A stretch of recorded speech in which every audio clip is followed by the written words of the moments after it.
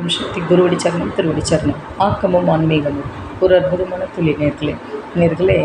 இப்போ ஆரஞ்சு பழத்தோலை தூக்கி போடுறீங்க, தூக்கி போடாதீங்க.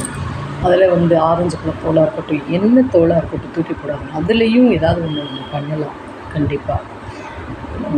செல்லாத காசிலும் செப்புண்டு மகனேன்னு சொல்கிறாப்புல, சிறுதுளி பெருவெள்ளம், இப்படி எல்லாத்துக்கும் அது ஒன்று பயன்படும் கண்டிப்பாக. என்னென்னு கேட்டிங்கன்னா, ஆரஞ்சு பழத்தோலை கொஞ்சோண்டு நல்லா இதில் தட்டிடுங்க. ஒரு 2 கிராம்பு அதில் வைங்க, தட்டிடுங்க. தட்டிட்டு ஐஸ் க்யூப்பில் போட்டுருங்க. கொஞ்சோண்டு வினிகரையும் விட்டு போட்டுருங்க. போட்டுட்டு நைட்டு படுக்கிறப்ப சிங்கில் ஸ்மெல் வரும் பாருங்களேன், அது வராமல் இருக்கிறதுக்கு இந்த ஒரு ஐஸ் க்யூப்பை போட்டுடலாம். எதுக்கு தோல் 1-2 இருக்குன்னா அந்த ஸ்மெல் வாசனை வந்துகிட்டே இருக்கும். அது போட்டு பாருங்களேன், பிரயோஜனமாக இருக்கும். கமகமன்னு இருக்கும். அந்த பாத்திரம் தேய்க்கிற சிங்கு, வாஷ் பேஷன், டாய்லெட் உள்ளுக்குள்ளே போட்டு பாருங்கள், செம்மையாக இருக்கும். ஒன்று.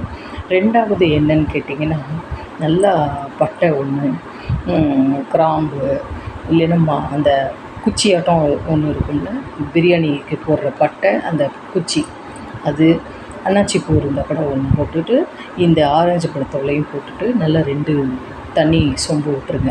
நல்லா தளதளன்னு கொதிக்கட்டும். அப்புறம் மூடி வச்சுருங்க. மூடி வச்சுட்டு விம் லிக்விடாவது ப்ரில் லிக்விடாவது ஒரு 2 ஸ்பூன் இதில் விட்டுருங்க. விட்டுட்டு நல்லா வடிகட்டி இருக்கு. இந்த வடிகட்டி வைக்கிறீங்கள, விடுறதுக்கு முன்னாடி வடிகட்டிடுங்க.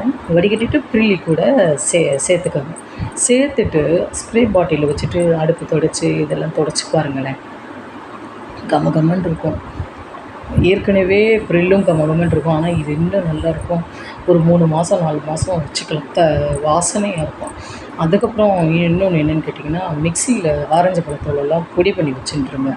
பொடி பண்ணி வச்சுட்டிங்கன்னா, சின்ன யூஸ் அண்ட் த்ரோ டப்பாவில் கம்ஃபோர்ட் 1 ஸ்பூனு, இந்த ஆரஞ்சு பழத்தோல் பொடி 1 ஸ்பூனு, கொஞ்சோண்டு பேக்கிங் சோடா போட்டுட்டு நல்லா